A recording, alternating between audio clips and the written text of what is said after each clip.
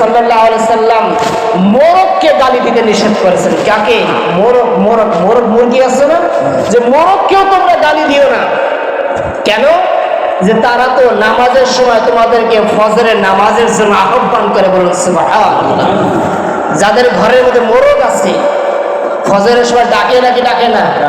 ডাকে।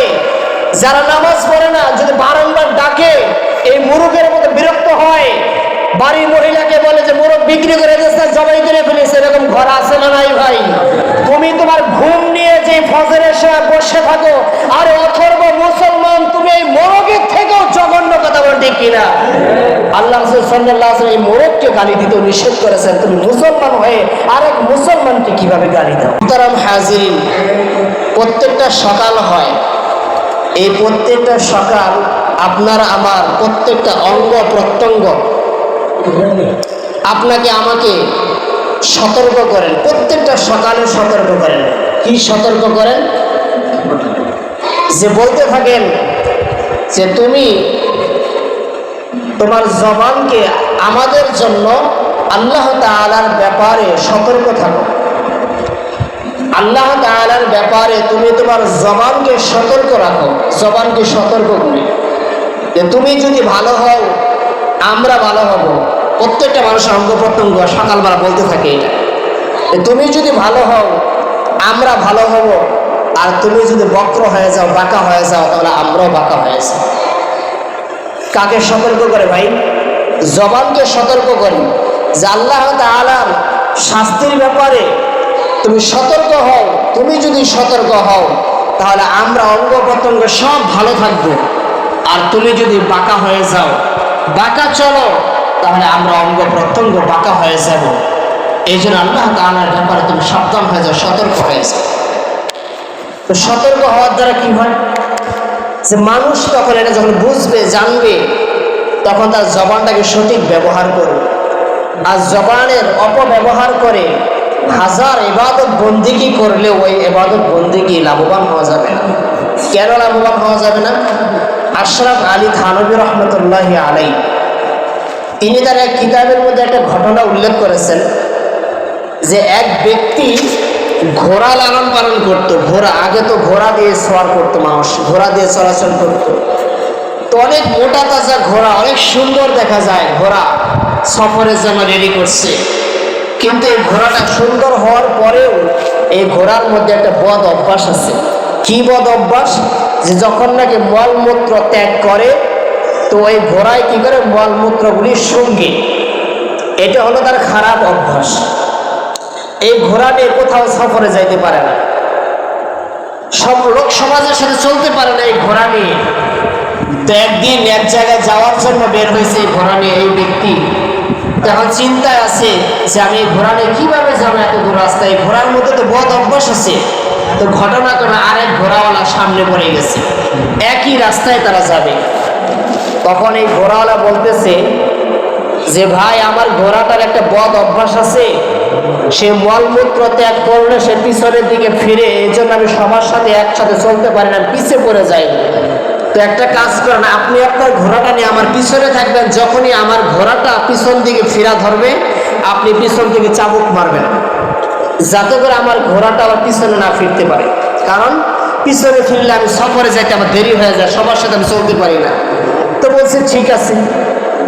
তো এই ঘোড়াওয়ালা পিছনে পিছনে চলছে, আর যে ঘোড়ার বদ অভ্যাস আছে সেটা আগে আগে চলছে। তো যেখানে যেখানে মল ত্যাগ করে এই ঘোড়ায়, মল ত্যাগ করার সময় যখনই পিছন দিকে ফেরা ধরে, পিছনের ঘোড়াওয়ালা তাকে চাবুক মারে, আর ঘোড়া পিছনে ফিরতে পারে না, ঘোড়া আগে চলে। মুহতারাম হাজিরিন, এই ঘোড়াওয়ালা যাইতে যাইতে যাইতে যাইতে অনেক দূর পর্যন্ত চলে গেছে। এখন পালা হলো দুই দিকে যাবে। একজন একদিকে রাস্তায় যাবে, আরেকজন আরেক রাস্তায় যাবে। মনে করেন যার পথ অভ্যাস আছে ঘোড়ার, সে ডানের রাস্তায় যাবে, আর যেটা ভালো ঘোড়া সে বামের রাস্তার দিকে যাবে। এখন এই ব্যক্তি বলতেছে ভাই, আমার রাস্তা আলাদা, আপনার রাস্তা আলাদা, এখন আপনি আপনার দিকেই যান। এইভাবে বলে বিদায় হয়ে দুজন দুদিকে চলে গেছে। মুহতারাম হাজিরিন, যেই ঘোড়াটার মধ্যে বদ অভ্যাস ছিল, ওই ঘোড়াটা যখন যাইতেছে যাইতে যাইতে যাইতে যেতে হঠাৎ করে পিছন দিকে তাকিয়ে দেখে যে পিছনের ঘোড়াওয়ালা নাই। পিছনের ঘোড়াওয়ালা কি নাই। এবার এই বদ অভ্যাসওয়ালা ঘোড়াটা এক দৌড়ে পিছন দিকে প্রথম যেই জায়গাটার মধ্যে মল ত্যাগ করছে সেই জায়গার মধ্যে এসে দাঁড়িয়ে গেছে। সেখান থেকে মল শুনতে শুনতে আবার অগ্রসর হয়ে গেছে। ভাইয়েরা আমার, এখান থেকে বোঝানোর উদ্দেশ্য এটি আশরাফ আলী থানভী রহমতুল্লাহ আলাইহির ছিল যে এই যে ঘোড়াওয়ালা সারাদিন অগ্রসর হলো, তার অভ্যাসকে পরিবর্তন করতে পারে নাই। এই ঘোড়াটা সুযোগ পেয়ে এত দূর অগ্রসর হওয়ার পরেও সে আবার মলকে শুঙ্গার জন্য আবার সে আগের জায়গার মধ্যে উপস্থিত হয়ে গেল। যেই রাস্তা সেই রাস্তায় রয়ে গেল। আর বেচারি ঘোড়াওয়ালা মাথায় হাত দিয়ে বসে রইল যে সারা রাস্তা আমি কি করলাম, এটা সারাদিন চললাম, আমার ঘোড়া যেখানে আসে সেখানে আবার চলে আসলো। আফসোস করতে লাগলো। আশরাফ আলী থানভী রহমতুল্লাহ আলাইহি বলেন যে কোনো বান্দা যদি, কোনো নারী পুরুষ যদি ঈমান নিয়ে এরকম ইবাদত বন্দিগি করে সারা রাত্র যদি নফল ইবাদত করে কাটায়, ফজরের নামাজ পড়ে যদি একটা মানুষের যদি গীবত করে সারা রাত্রে ইবাদত করে যতগুলি সওয়াব পাইছিল, ওই একটা গীবত করার কারণে আবার আমলনামা নষ্ট হয়ে সব আগের জায়গায় চলে আসে। বলে নাউজুবিল্লাহ। তাহলে কি জবানের হেফাজত করার দরকার আছে না নাই? জবানটাকে হেফাজত করতে হবে। যদি জবানের হেফাজত করতে না পারি তাহলে মনে হবে যে আহা লোকটা মারা গেছে, মাশাআল্লাহ লোকটা 5 ওয়াক্ত নামাজি ছিল, মসজিদে 5 ওয়াক্ত নামাজ পড়েছে, হজ করেছে, যাকাত দিয়েছে, দান খয়রাত করেছে। আমরা বলবো লোকটা অনেক ভালো ছিল, লোকটা প্রচুর পরিমাণ নেক আমল করেছে। আমরা দেখতেছি ওই বেচারা জীবদ্দশায় মনে করছে আমি প্রচুর পরিমাণ সওয়াব কামাই করেছি, কিন্তু তার জবান হেফাজত করা না করার কারণে কিয়ামতের ময়দানে দেখবে যে সব কিছুই সে করেছে কিন্তু আমল নামায় তারপরে ব্যালেন্স জমা হয় না, সব জিরো হয়ে গেছে। কিসের কারণে ভাই? জবানের কারণে। বিশ্বনবী মুহাম্মদ রাসূলুল্লাহ সাল্লাল্লাহু আলাইহি ওয়াসাল্লামকে সাহাবায়ে কেরাম বললেন, ইয়া রাসূলুল্লাহ সাল্লাল্লাহু আলাইহি ওয়াসাল্লাম, অমুক এলাকার মধ্যে একজন মহিলা আছে, মহিলা যেই মহিলার কথা আমরা মানুষের মুখে শুনতেছি, মানুষের মধ্যে আলোচনা হয়, ওই মহিলা প্রচুর পরিমাণ নামাজ পড়ে, 5 ওয়াক্ত নামাজের পাশাপাশি নফল ইবাদত করে। এই জন্য বলা হয়েছে প্রচুর পরিমাণ নামাজ পড়ে। ওই মহিলা ফরজ রোজার পাশাপাশি প্রচুর পরিমাণ নফল রোজাও রাখে। ওই মহিলা দান সদকা করে। আমরা এরা মানুষের মুখে আলোচনা শুনি, কিন্তু বিশ্বনবী মুহাম্মদ রাসূলুল্লাহ সাল্লাল্লাহু আলাইহি ওয়াসাল্লাম আরেকটা কথা বললেন, ইয়া রাসূলুল্লাহ সাল্লাল্লাহু আলাইহি ওয়াসাল্লাম, আমরা মানুষের মুখে এটাও শুনি যে ওই মহিলার জবান থেকে প্রতিবেশীরা অনেক নির্যাতিত হয়, ওই মহিলার জবান দ্বারা প্রতিবেশীরা জুলুমের শিকার হয়, প্রতিবেশীরা কোনো সময় এরকম ভাবে জুলুম থেকে রেহাই পায় না। মুহতারাম হাজিরিন, এই মহিলা নামাজ পড়ার কারণে, রোজা রাখার কারণেও, এমনকি প্রচুর পরিমাণ দান সদকা করার পরেও আল্লাহর হাবিব সাল্লাল্লাহু আলাইহি সাল্লাম বলেন, ও সাহাবীরা শোনো, এত কিছু করার পরে ওই মহিলাটা জাহান্নামে যাবে। বলেন নাউজুবিল্লাহ। এবার বিশ্বনবী মুহাম্মদ রাসূলুল্লাহ সাল্লাল্লাহু আলাইহি সাল্লামকে বললেন, ইয়া রাসূলুল্লাহ, একজন মহিলার কথা আমরা শুনছি, সে বেশি নামাজ তেমন একটা পড়ে না, রোজাও তেমন একটা রাখার সুযোগ পায় না, দান সদকাও বেশি একটা করে না, তার ঘরের মধ্যে পনির আছে, এই পনিরের থেকে কিছু কিছু করে সে সদকা করে, কিন্তু আশেপাশে যারা প্রতিবেশী আছে এই প্রতিবেশীরা তার জবান দ্বারা কোনো সময় জুলুমের শিকার হয় না, তার জবানের কাছে প্রতিবেশীরা নিরাপদ থাকে। আল্লাহর পয়গম্বর সাল্লাল্লাহু আলাইহি সাল্লাম বললেন, শোনো সাহাবীরা, এই প্রতিবেশীরা যখন তার জবান দ্বারা নিরাপদ আছে, জুলুমের শিকার হয় না, কাছে ওই মহিলাটা জান্নাতে যাবে। সুবহানাল্লাহ। তার মানে কি, জানি প্রচুর পরিমাণ নেক আমল করতেছে আমি দেখতেছি, কিন্তু এই জবানটা দিয়ে যখন নাকি আমি মানুষকে কষ্ট দিব, আবার প্রতিবেশীকে কষ্ট দিব, তখন আমার আপনার জন্য আল্লাহর হাবিব সাল্লাল্লাহু আলাইহি ওয়াসাল্লাম এটাই বুঝাইতেছেন যে তোমার জবানের কারণে তুমি জাহান্নামের দিকে যাবে। কোথায় যাবে ভাই? জাহান্নামের দিকে যাবে। ক্বালা রাসূলুল্লাহ সাল্লাল্লাহু আলাইহি ওয়াসাল্লাম, আল মুসলিমু মান সালিমাল মুসলিমুনা মিন লিসানিহি ওয়া ইয়াদিহি। বিশ্বনবী মুহাম্মদ রাসূলুল্লাহ সাল্লাল্লাহু আলাইহি ওয়াসাল্লাম হাদিসে পাকের মধ্যে বলেছেন যে ওই ব্যক্তি হলো খাঁটি মুসলমান, ওই ব্যক্তি হলো খাঁটি মুমিন যার হাত এবং জবান থেকে অপর মুসলমান নিরাপদ থাকে। অপর মুসলমান কি থাকে? নিরাপদ থাকে। কিন্তু এখন চিন্তা করে দেখেন, আমরা এই জবান দিয়ে মানুষকে কি পরিমাণ ঘায়েল করি, যে পরিমাণ হাত দিয়েও আমরা করি না। কারণ কিভাবে আমরা ঘায়েল করি? আমরা যখন এমন এমন কথা একে অপরের সাথে বলা বলি করি, এমন এমন সমালোচনা করি যে ওই মানুষটা যদি এই কথাগুলি শুনতো তার হৃদয়টা চূর্ণ বিচ্ছিন্ন হয়ে যেত, চূর্ণ বিচ্ছিন্ন হয়ে যেত। এই যে তাকে আমরা ঘায়েল করি আমরা জবান দিয়ে, এই ব্যক্তি তো জানতেছে না, কিন্তু জানার পরে তার যে কষ্ট হইতো, এই কষ্ট দেওয়ার দ্বারা আমার আপনার যে আমলনামায় গুনাহ, এই গুনাহটা আল্লাহ তাআলা কিন্তু আমার আপনার অগোচরে আমলনামার মধ্যে লিখিয়ে দিতেছে। قال رسول الله صلى الله عليه وسلم سباب المسلم فسوق وقتاله كفر। আল্লাহর হাবিব সাল্লাল্লাহু আলাইহি ওয়াসাল্লাম বলেন, কোন ব্যক্তি যদি মুসলমানকে গালি দেয়, এই গালি দেওয়াটাও হলো চরম একটা অন্যায় গুনাহের কাজ। সিবাবুল মুসলিম ফুসুকু ওয়া কিতালুহু কুফর। কাউকে গালি দেওয়া চরম অন্যায়, কাউকে গালি দেওয়া চরম হলো গুনাহ, কবিরা গুনাহ। আর কোন মুসলমানকে হত্যা করা হলো কুফরি। মুসলমানকে হত্যা করা কি ভাই? কুফরি। আর কেউ যদি এই হত্যাটাকে বলে যে আমি হত্যা করেছি, আমি ঠিকই করেছি, তাহলে তার ঈমান চলে যাবে। কি চলে যাবে ভাই? ঈমান চলে যাবে, সে তখন কাফের হয়ে যাবে। একটা হলো কুফরি, হত্যা করেছে।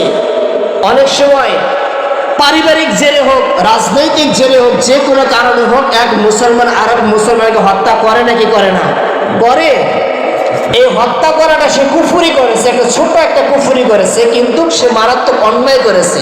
আর সে যদি বলে যে আমি তাকে হত্যা করেছি, ঠিকই করেছি, তাহলে তার ঈমান চলে যাবে। কারণ আল্লাহ তাআলা এটাকে বলছে কুফরি, আর এটাকে যে বৈধ মনে করবে, এই বৈধ মনে করার দ্বারা এটা হালাল মনে করতেছে, সে যে সঠিক কাজ মনে করতেছে, এই সঠিক মনে করার কারণে আল্লাহ রাসূল সাল্লাল্লাহু আলাইহি ওয়াসাল্লাম বলছে যে তার ঈমান চলে যাবে, সে আর মুসলমান থাকবে না। বলে নাউজুবিল্লাহ। এবার দেখেন যে আমাদের মতো মুসলমান, এরকম কত মুসলমান আছে যাদের ঈমান চলে গেছে, তারা নিজেরাও জানে না। কি ভাই জানে? জানে না। তো মুসলমানকে গালি দেওয়া কি জায়েজ না নাজায়েজ? নাজায়েজ। শুধু মুসলমানকে না, আল্লাহ তাআলা পবিত্র কোরআনে বলতেছেন, ওয়ালা তাসুব্বুল্লাযীনা ইয়াদউনা মিন দুনিল্লাহি ফায়াসুব্বুল্লাহা আদওয়ান বিগাইরি ইলম। আল্লাহ তাআলা বলেন শুধু মুসলমানদেরকে নয়, বরং যারা আল্লাহ তাআলার ইবাদত বাদ দিয়া দেব দেবীর উপাসনা করে, দেব দেবীর পূজা করে, তোমরা তাদেরকেও গালি দিও না। তাদেরকে কি দিও না?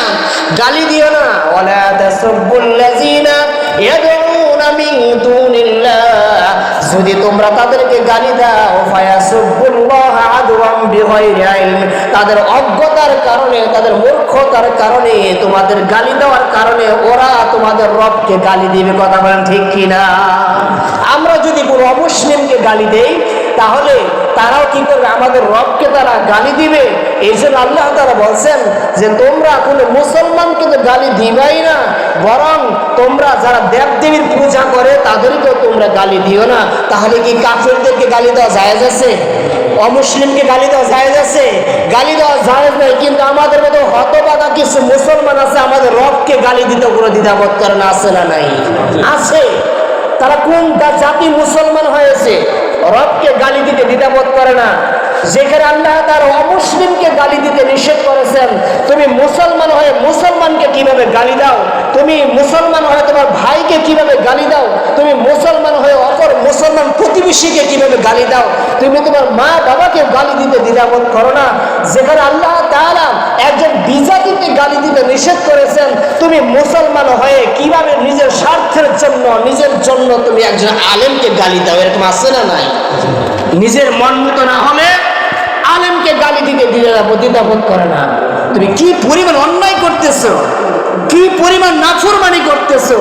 কিতাব খুললে দেখা যায় যারা আলেমদের সাথে এরকম অনৈতিক আচরণ করে, তাদেরকে গালিগালাজ করে, বিশ্লেষণ করলে দেখা যায় যে তাদেরকে জারজ সন্তানের সাথে তুলনা করা হয়েছে, নাউজুবিল্লাহ। কোনো না কোনো কারণে তার জন্মের মধ্যে অবৈধ আছে। আমরা মনে করি যে বিয়ে করলাম আর বৈধতা হয়ে গেল, না, এর মধ্যে বৈধতা নাই। বিয়ের মধ্যে ভেজাল আছে, যার কারণে কি হয়, এই বিয়েটা হারাম থাকে অনেক সময়, যার কারণে এই সন্তানটা কোনো না কোনো ভাবে সে অবৈধ হয়েছে। আর অবৈধ হওয়ার কারণে সে যে আলেমকে গালি দেয়, সে যে নবীকে গালি দেয়, সে আল্লাহ তাআলাকে গালি দেয়। এরকম সমাজ আছে না নাই? হাদিস শরীফের মধ্যে আসছে, একজন মুসলমানকে গালি দেওয়া কবিরা গুনাহ, অমুসলিমকে গালি দেওয়া আল্লাহ তাআলা নিষেধ করেছেন। হাদিস শরীফের মধ্যে আল্লাহ রাসূল সাল্লাল্লাহু আলাইহি সাল্লাম মোরগকে গালি দিতে নিষেধ করেছেন। কাকে? মোরগ। মোরগ মোরগ মুরগি আছে না, যে মোরগকেও তোমরা গালি দিও না। কেন? যে তারা তো নামাজের সময় তোমাদেরকে ফজরের নামাজের জন্য আহ্বান করে, বলুন সুবহানাল্লাহ। যাদের ঘরের মধ্যে মোরগ আছে ফজরের সময় ডাকে নাকি ডাকে না? ডাকে। যারা নামাজ পড়ে না যদি বারংবার ডাকে, এই মোরগের মধ্যে বিরক্ত হয়, বাড়ির মহিলাকে বলে যে মোরগ বিক্রি করে দিয়েছে, জবাই করে ফেলেছে। এরকম ঘর আছে না নাই ভাই? তুমি তোমার ঘুম নিয়ে যে ফজরের সময় বসে থাকো, আরে অথর্ব মুসলমান, তুমি এই মোরগের থেকেও জঘন্য কথা বল, ঠিক কিনা? আল্লাহ রাসূল সাল্লাল্লাহু আলাইহি ওয়াসাল্লাম এই মোরগকে গালি দিতে নিষেধ করেছেন। তুমি মুসলমান হয়ে আরেক মুসলমানকে কিভাবে গালি দাও? এমনকি জবান দিয়ে একটা পরিবারকে হেনস্থা করতেও করে দ্বিধাবোধ করে না। অথচ বিশ্বনবী মুহাম্মদ রাসূলুল্লাহ সাল্লাল্লাহু আলাইহি ওয়াসাল্লামের আওলাদে রাসূল সাইয়্যিদ আরশাদ মাদানী রাহমাতুল্লাহি আলাইহি দেওবন্দে মুসলিম শরীফের ঘন্টা করার সময় একটা ঘটনা বলেছেন। দিল্লির একটা জায়গার ঘটনা উল্লেখ করেছেন। ডাবেল নামক একটা জায়গা আছে, যে জায়গার মধ্যে একটা পরিবার ছিল, অনেক দিনদার, অনেক পরহেজগার, প্রত্যেকটা কাজ করার সময় ভালো কাজের সব বিসমিল্লাহ বলতো। আর এই জন্য ওই পরিবারটাকে মানুষ বিসমিল্লাহ পরিবার বলে ডাকতো। কি পরিবার ভাই? বিসমিল্লাহ পরিবার বলতে ডাকতো। এখন আরেকজন ব্যক্তি আছে, তার হিংসা হইতো যে আমিও তো ভালো কাজ করি, কিন্তু আমাকে কেউ এরকম কোনো পরিবার বলে ডাকে না। মুন্সিগঞ্জে একটা জায়গা আছে, তার একটা বাড়ি আছে, যে বাড়ির নাম বলে মুমিন বাড়ি। এই মুমিন বাড়ির নামকরণ করার পিছনে একটা ঘটনা আছে। ওখানে একটা মাদ্রাসাও আছে। তো আমি বলতেছি বিসমিল্লাহ ফ্যামিলির কথা।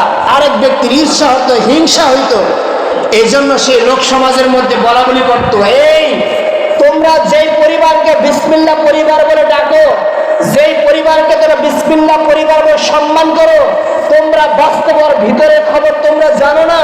ওই ভিতরের মধ্যে তার একটা ছেলে আছে, একটা মেয়ে আছে, দুজনই বিবাহের উপযুক্ত, দুজন ছেলে মেয়ে। তাদের এত ভালোবাসি সমাজের মধ্যে বিসমিল্লাহ পরিবার বলে ডাকি, কিন্তু তাদের ঘরের মধ্যে তার ছেলে এবং মেয়ের অনৈতিক সম্পর্ক আছে, বলে নাউজুবিল্লাহ। এইভাবে প্রচার করতেছে। প্রচার করার পর এই খবর যখন এই লোকের কানে চলে আসছে, বিসমিল্লাহ পরিবারের যে কর্তা, এই ব্যক্তি অনেক আঘাত পাইতেছে। আমার ব্যাপারে এত